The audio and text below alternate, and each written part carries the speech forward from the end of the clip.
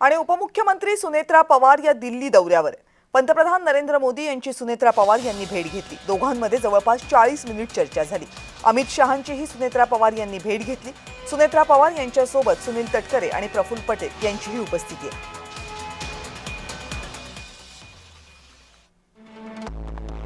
दिल्लीमध्ये पंतप्रधान नरेंद्र मोदी आणि सुनेत्रा पवार यांच्यामध्ये जवळपास 40 मिनिट बैठक झाली। अजित पवार यांच्या निधनाबद्दल पंतप्रधानांकडून शोक व्यक्त केला गेला। एनडीए मधील घटक पक्ष म्हणून राष्ट्रवादी सोबतच असल्याची नरेंद्र मोदी यांच्याकडून ग्वाही दिली गेली।